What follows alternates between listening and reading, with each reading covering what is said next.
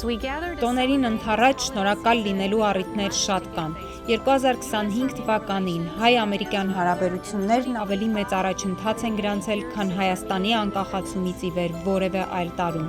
Մեր հարաբերությունները հասել են ռազմավարական գործընկերության մակարդակի։ Նախագահ Թրամփի հետ Սպիտակ տանը կայացած պատմական հանդիպման ընթացքում նախանշվեց մեր համագործակցության շրջանակային տիրույթը, որը տասնամյակներ շարունակ ուղենիշ կլինի մեր ընթացքի համար։ Միասին մենք աշխատում ենք տարածաշրջանում խաղաղության հաստատման շուրջ։ Մեկնարկում ենք նաև նոր հայ-ամերիկյան նախաձեռնություններ